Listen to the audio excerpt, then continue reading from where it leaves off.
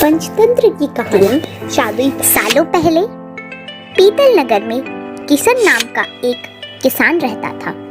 वह गांव के एक जमींदार के खेत पर काम करके किसी तरह अपना घर चला रहा था।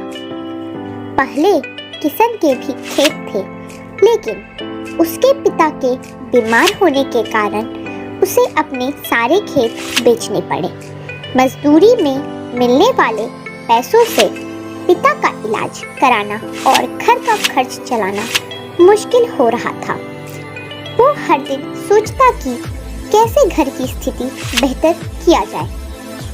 आज भी इसी सोच के साथ किशन सुबह सुबह जमींदार के खेत पर काम करने के लिए निकला। खुदाई करते समय उसकी कुदाल किसी धातु से टकराई और तेज आवाज हुई। किशन के मन में हुआ कि आखिर ऐसा क्या है यहाँ। उसने तुरंत उस हिस्से को खोदा तो वहाँ एक बड़ा सा पतीला निकला। पतीला देखकर किशन दुखी हो गया। किशन के मन में हुआ कि ये जेवरात होते तो मेरे घर के हालात सुधर जाते। फिर किशन ने सोचा कि चलो अब खाना ही खा लेता हूँ। किशन ने खाना खाने के लिए अपने हाथ की कुदाल उस पतीले में फेंक दी और हाथ मुंह धोकर खाना खाने लगा। खाना खत्म करने के बाद किशन अपनी कुदाल उठाने के लिए उस पतीले के पास पहुंचा। वहां पहुंचते ही किशन हैरान हो गया। उस पतीले के अंदर एक नहीं बल्कि बहुत सारे कुदाल थे। उसे कुछ समझ नहीं आया। तभी उसने अपने पास रखी एक टोकरी को उस पतीले में फेंक दिया। वो एक टोकरी भी पतीले के अंदर जाते ही बहुत सारी हो गई। ये सब देखकर किशन खुश हो गया और उस जादुई पतीले को अपने साथ घर लेकर चला गया।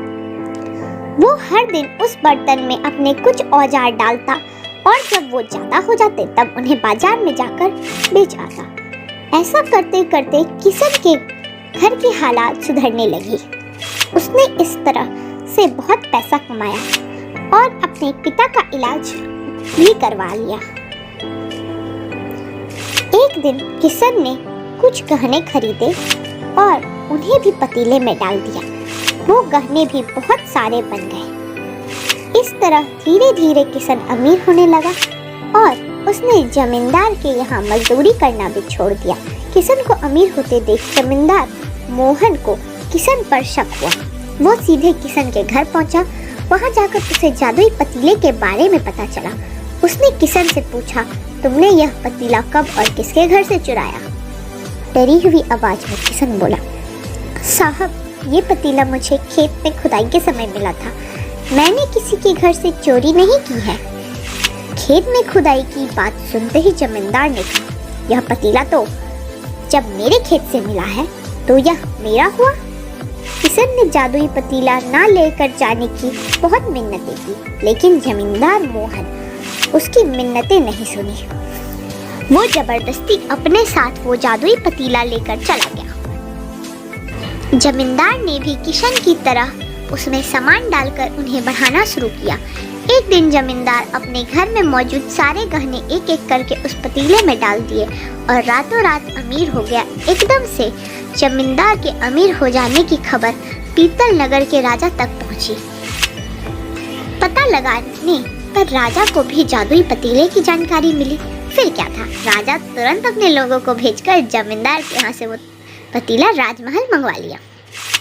राजमहल में उस जादुई पतीले के पहुंचते ही राजा ने अपने आसपास मौजूद सामान को उसमें डालना शुरू कर दिया। सामान को बढ़ता देखकर राजा दंग रह गया। होते होते आखिर में राजा खुद उस पतीले में अंदर चला गया। देखते ही देखते उस पतीले से बहुत सारे राजे निकल आए। पतीले से निकला हर राजा बोलता, मैं पीतल नगर का असली राजा हूँ। तुम्हें तो इस जादुई पतीले ने बनाया है। ऐसा होते होते सारे राजा आपस में लड़ने लगे और लड़कर मर गए। लड़ाई के दौरान वो जादुई पीतल भी टूट गया।